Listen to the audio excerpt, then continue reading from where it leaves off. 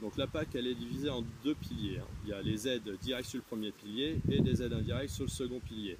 Pour les jeunes agriculteurs, sur le premier pilier, on a donc le top-up, la majoration, donc c'est une majoration sur les 34 premiers hectares pour les jeunes pendant 5 ans, quoi. Pour faire court, c'est 2000 € pendant 5 ans pour les jeunes qui s'installent, et ça qu'ils aient fait le parcours à l'installation ou pas fait le parcours à l'installation.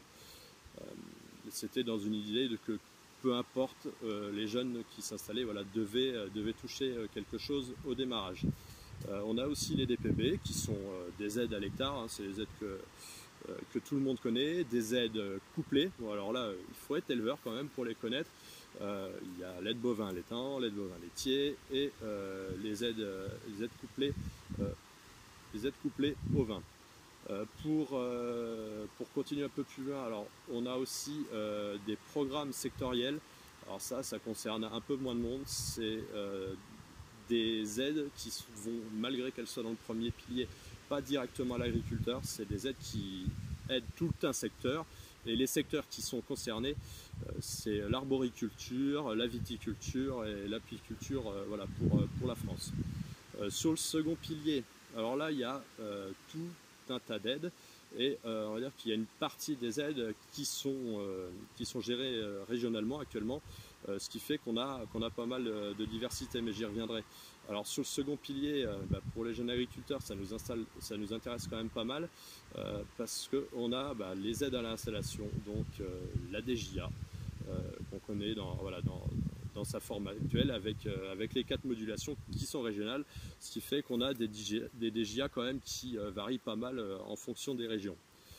Ce que vous connaissez ici en Bourgogne-Franche-Comté, ça peut varier, la façon dont l'aide est distribuée, les montants et voilà, les conditions de modulation peuvent changer d'une région à l'autre. On a les aides bio, on a l'ICHN, donc l'aide montagne. On a aussi la politique de gestion des risques, hein, tout ce qui est financement de l'assurance récolte, c'est sur le second pilier. Et on a aussi tout ce qui est aides environnementales, autre que le bio. Donc aide environnementale, c'est tout ce qui est MAE. Et quand je vous parlais de beaucoup de diversité, le fait que ce soit les régions qui gèrent ces mesures, ils ont eu beaucoup de créativité, et on est à peu près à 8000 MAE sur la France. Alors la position jeune agriculteur sur la future PAC, voilà, elle est plutôt simple. Pour nous, il faut une PAC qui aide aux agriculteurs à avoir un revenu, qui aide les agriculteurs à se structurer leur filière, qui aide les agriculteurs à gérer leurs risques, et qui aide les agriculteurs à faire plus d'environnement, parce que ça, on n'y coupera pas si on veut maintenir le budget. Et il y a aussi une demande sociétale, et la PAC, politique agricole, doit être là pour nous accompagner sur ces 4 fondamentaux. Pour le revenu, nous, ce qu'on pense, c'est qu'il faut une définition de l'actif. Il y a encore trop de personnes qui bénéficient des aides PAC et qui, en tout cas pour jeunes agriculteurs, ne les méritent pas. Donc cette définition d'actif, elle tourne autour de 4 points: la formation, le niveau de revenu. Pour toucher les aides PAC, il faut être un agriculteur, et pour être un agriculteur, il faut que nos revenus viennent de l'agriculture. Pour être agriculteur, pour nous, il faut travailler, donc il faut passer un certain temps de travail sur l'exploitation. Et puis, pour être agriculteur, il faut avoir un certain âge, parce que nous, on pense qu'à partir d'un certain âge, c'est-à-dire à partir du moment où on a le droit à une retraite pleine et entière, on ne doit plus toucher les aides PAC. Ça ne veut pas dire qu'on empêche les gens d'être agriculteurs, ça veut juste dire que s'ils ne réunissent pas ces critères-là, pour nous, ils ne doivent pas, les 4 critères, ils ne doivent pas être agriculteurs. Sur la structuration de filières, on pense que des aides à l'hectare ou des aides couplées, ça n'aide pas les filières à se structurer. Pourquoi on veut que les filières se structurent? C'est pour tout simplement ramener de la marge, de la valeur ajoutée sur les exploitations.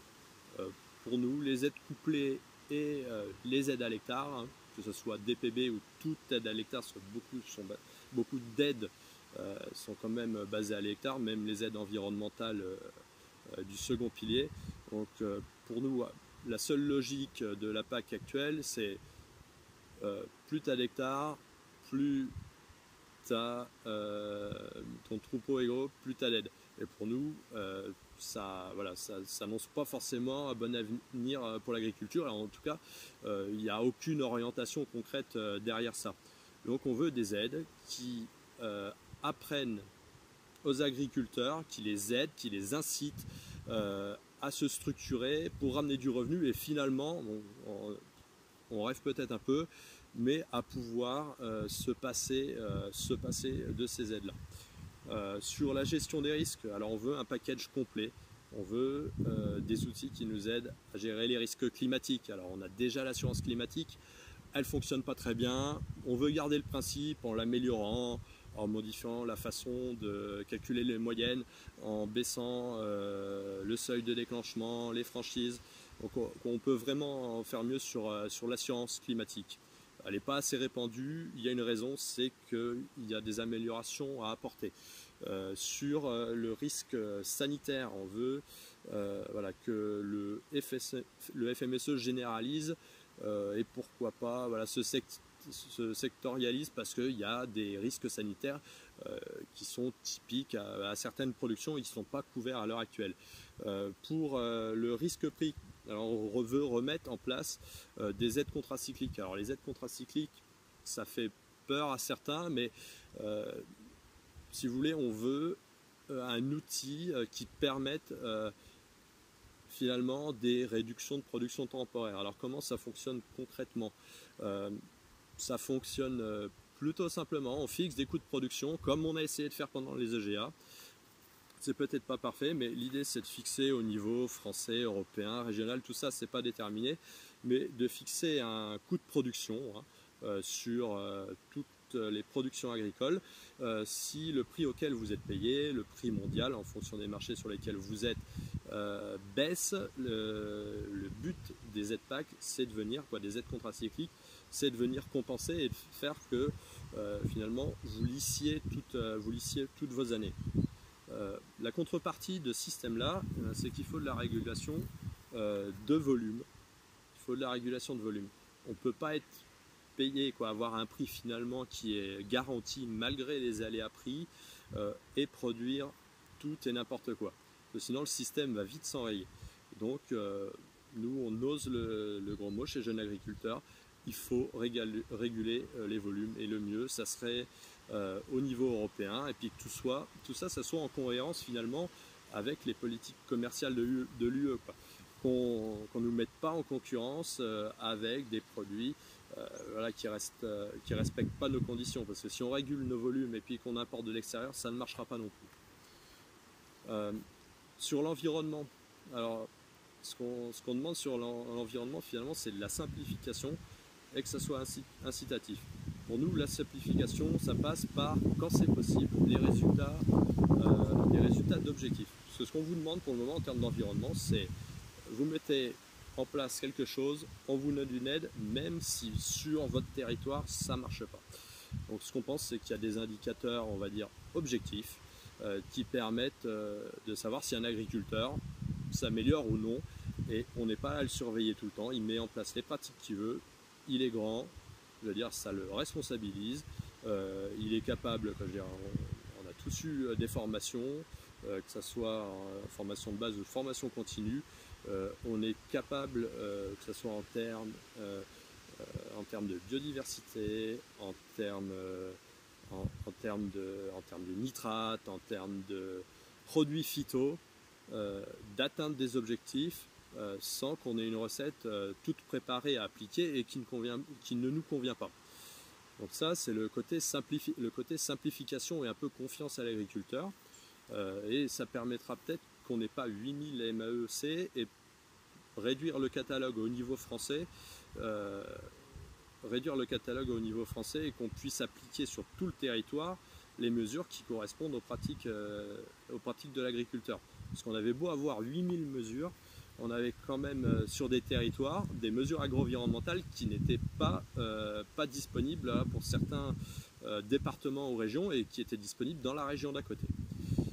Donc de la simplification, de la confiance.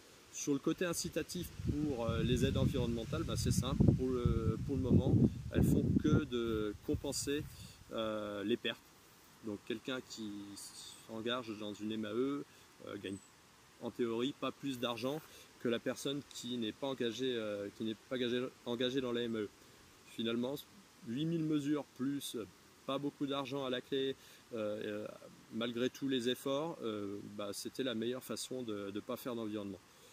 Donc nous, ce qu'on peut, c'est des aides vraiment incitatives pour enclencher une transition écologique. Alors les enjeux pour JA au niveau de la PAC, ils sont plutôt simples pour nous. On a notre philosophie, on veut installer des jeunes et au-delà de ça, on a des aides qui sont spécifiquement dédiées aux jeunes. Alors les jeunes dans la PAC à l'heure actuelle, c'est moins de 40 ans, c'est pas 35 ans comme chez Jeunes Agriculteurs. Et comme j'ai dit plus tôt, les aides dédiées aux jeunes agriculteurs, c'est le top-up, la majoration des 34 hectares que le jeune touche même s'il n'a pas fait le dispositif à l'installation. Il a au moins cette aide-là. Et on a la DJA avec ses modulations régionales sur le second pilier. Donc c'est quand même une source de financement. Je veux dire, une installation, pour que ce soit viable, vivable et transmissible, il y a l'accompagnement humain, mais il ne faut pas négliger l'accompagnement financier, parce que quand chez Jeunes Agriculteurs, on parle de RGA et d'installation, l'argent, pour sa plus grande partie, l'accompagnement financier qui vient aider les jeunes agriculteurs, il vient de la PAC, d'où l'intérêt quand on porte l'installation, un dossier comme ça chez Jeunes Agriculteurs, de surveiller tout ce qui se passe au niveau de la PAC. Alors j'aimerais vous dire que ça se présente bien, déjà en termes de tout ce que je vous ai présenté, je veux dire en termes de propositions, on est très loin de ce qu'on attendait. On va dire qu'on garde une PAC qui est quand même très proche de la PAC actuelle. Je vous parlais de nouveaux outils pour relever les défis de demain. On garde, il n'y a pas de nouveaux outils. Il y a toujours les aides à l'hectare, toujours les aides couplées. En gestion des risques, il n'y a rien de nouveau. En termes d'environnement, il y a une nouveauté et on ne sait toujours pas ce qu'il y a dedans. Ça, c'est aussi une caractéristique de la PAC, de la future PAC, c'est que ça prend énormément de retard. On ne peut pas tout mettre sur le dos du Covid. Il y avait déjà du retard. Il y a un truc qui nous chagrine aussi chez Jeunes Agriculteurs, c'est le fait qu'il y a de plus en plus de subsidiarité. Alors la subsidiarité, c'est quoi? Ça existe pour tous les textes européens. On décide un texte au niveau européen et après on laisse une certaine marge de latitude aux États membres, donc la France, l'Allemagne et les autres pays.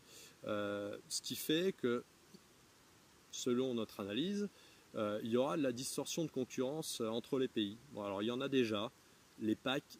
La PAC, il y avait déjà beaucoup de diversité entre les pays. Certains pays n'avaient pas d'aide couplée. On est un peu les derniers en France à défendre ce principe d'aide couplée. Des pays comme l'Allemagne étaient plus simples. Mais ce qui nous choque là, c'est que c'est clairement acté au niveau européen qu'on laisse énormément de latitude aux pays. Et là, on pourra vraiment dire qu'on n'a pas une PAC commune, mais on a des PAC, des PAC. La future PAC d'ailleurs va s'élaborer beaucoup au niveau français. Donc on a ce qu'on appelle les plans stratégiques nationaux qui seront élaborés avec le ministère de l'Agriculture. Et la copie sera rendue à Bruxelles, qui vérifiera que ça correspond bien au règlement. Et chaque pays va rendre sa copie et puis on risque d'avoir des politiques assez différentes, même si on a une base commune. Mais quand on voit que sur la définition de l'actif, on laisse ça au choix de l'État, que sur les mesures environnementale, on laisse ça au niveau des États membres, là, il risque d'y avoir de la distorsion et encore plus de concurrence entre les pays européens. Sinon, on peut quand même, allez, on va se réjouir quand même de quelque chose. Au niveau du renouvellement des générations agricoles, il y a un budget qui va être sanctuarisé pour la future PAC. Donc 2% du budget devrait être. Je dis devrait parce que tout ce que je vous dis pour le moment, comme rien n'est voté, rien n'est définitif. Mais sur ce point-là, ça a l'air d'être assez suivi. Donc on aura une politique du RGA qui sera soutenue financièrement. C'est la première fois, c'est un objectif principal de la future PAC. Bon, ils mettent que 2%, mais au moins c'est ça, c'est un budget qui ne pourra pas être amputé et qui ne sera pas fongible, on ne pourra pas l'utiliser pour faire autre chose.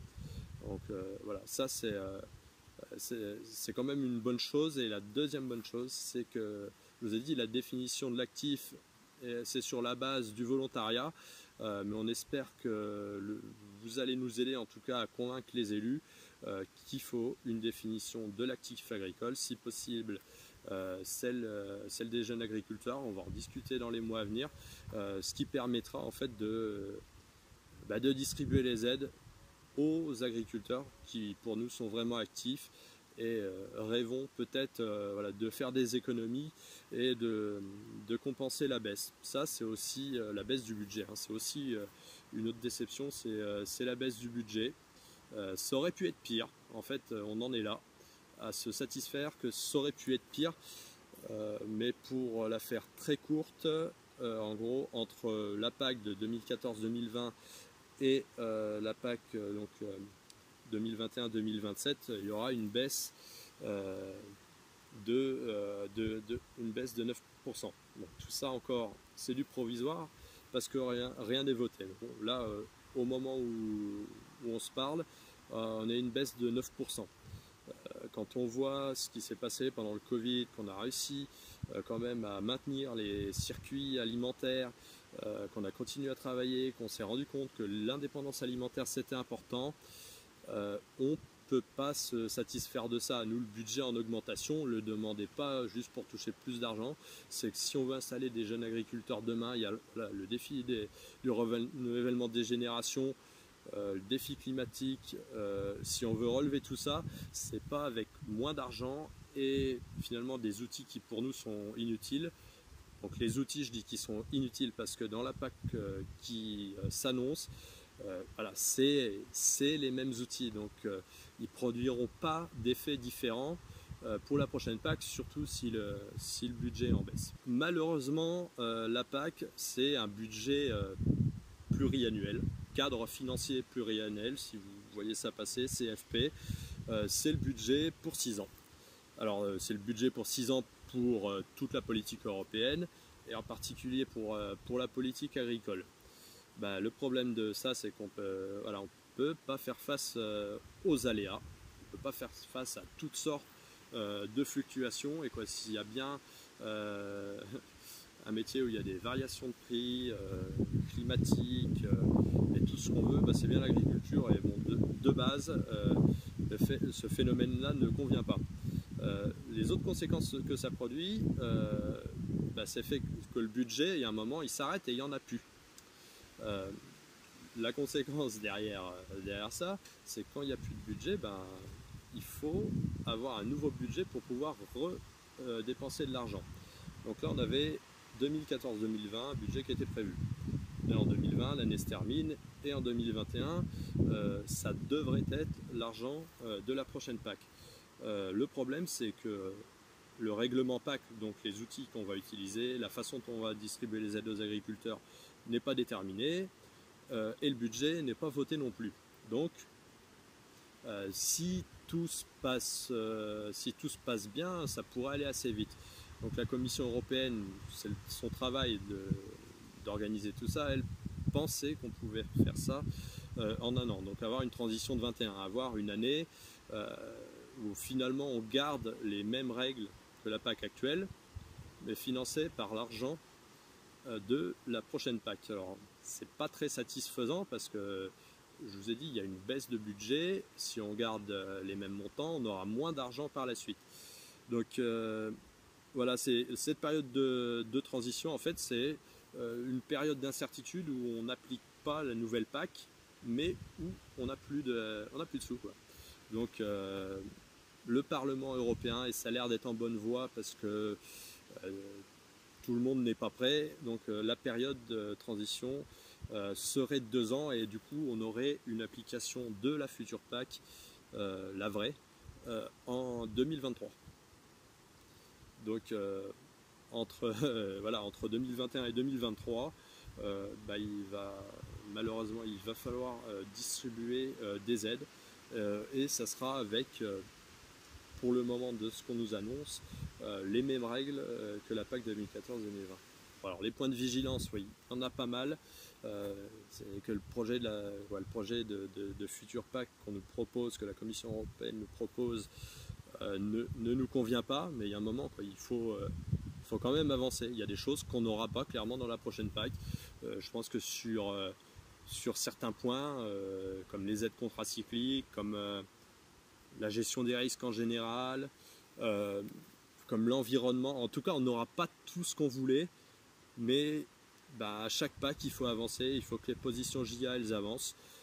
Voilà, il y a 2 sujets, moi je pense, de point de vigilance. C'est l'actif. Sur l'actif, on a vraiment une chance, en tout cas au niveau, il n'y aura pas de définition européenne, mais il peut y avoir une définition française qui nous convienne. C'est impossible au niveau européen d'avoir une définition d'actif agricole parce que même si ça fait 60 ans que la politique agricole existe, on est encore trop différents, puis on n'a pas les mêmes systèmes fiscaux, sociaux, pas les mêmes retraites, pas les mêmes formations agricoles, donc avoir une définition commune, ça se relève compliqué. Et je pense qu'avoir une définition commune au niveau français, quand on va rentrer dans les détails des revenus et du temps de travail, ça va aussi être compliqué pour nous. Donc déjà pousser pour une définition forte et sélective d'agriculteurs actifs, ça serait vraiment une réelle victoire. Là. On changerait de façon de distribuer les aides. On distribuerait plus ça comme ça à tout le monde. Il y aurait une nouvelle condition d'entrée. Il faudrait être agriculteur actif pour avoir les aides. Et, quand on parle de professionnalisation du métier, c'est vraiment sur l'actif qu'il faut appuyer fort. Un autre point qui concerne plus le RGA, même plusieurs points. On va faire un point RGA général qui pour moi est super important. Je vous ai parlé de définition d'agriculteur actif, mais il y a aussi la définition de nouvel agriculteur. La définition de jeune agriculteur, c'est toujours un jeune qui a moins de 40 ans. Ça ne change pas, même si des personnes voulaient, pas mal de personnes voulaient le remettre en cause. Parce qu'il y a aussi des gens qui s'installent après 40 ans. Donc on veut créer la définition de nouvel agriculteur. Après, c'est pas forcément un problème de créer une définition de nouvel agriculteur, c'est-à-dire quelqu'un qui s'installe après les 40 ans et puis qui choisit de ne pas faire, qui ne fait pas le dispositif. Le problème, c'est ces personnes-là, ces nouveaux installés, on les installe avec quelles aides, quel argent, quel budget. Si le budget à l'installation est sanctuarisé, mais que les nouveaux installés peuvent venir piocher dans ce budget-là, ça ira pas du tout et on aura donc une diminution, au final une diminution de budget pour les JA. Autre point sur le RGA, c'est le taux de cofinancement. Le taux de cofinancement, alors pour expliquer ça, simplement, donc on a la DJA qui est sur le second pilier. Le second pilier est géré par les régions. Le taux de cofinancement, c'est-à-dire que l'État met, en tout cas sur l'installation, sur la DJA, l'État met 20% et l'Europe met 80% donc, du budget. Donc ils veulent quand même renverser la table. Il n'y aurait plus que 43% des aides qui seraient distribuées par l'Europe et 57% par l'État et les régions. Donc les régions veulent la gestion, mais est-ce qu'ils sont prêts à financer? D'autre part, l'État a le même discours, hein, ils veulent installer des jeunes. Est-ce qu'ils sont prêts à augmenter leur participation? Parce que le budget dédié aux jeunes reste à 2%, mais ce ne sont plus les mêmes personnes qui financent. Donc là, il y a quand même une inquiétude à avoir. Cette modification des taux de cofinancement vaut pour tout le second pilier. Voilà, ça vaut et ça vaut aussi pour toutes les autres aides, pour l'AITA, donc pour l'accompagnement. Donc potentiellement quand même des conséquences pour les futurs installés. Ça, c'est pas tolérable, il va falloir surveiller ça de près, sachant que là, on a un acteur européen à convaincre, un acteur régional et un acteur national. Et il va falloir qu'on soit soudés et qu'on ait le même message. Voilà. J'ai dit tout à l'heure que les États membres étaient différents, nos régions sont différentes, mais il faut que l'installation reste avec un socle, un cadre national, c'est-à-dire quelque chose. N'est pas contre voilà, le particularisme, les particularités régionales, il y a des différences, mais il faut que tout ça se décide au niveau que le cadre soit national. Je ne veux pas dire que ça se décide au niveau national, il faut que ça soit décidé avec les départements et les régions, mais qu'il n'y ait pas de règlement région par région, un règlement national, et chaque région l'utilise, le fait varier, le module, voilà, en fait, comme à l'heure actuelle.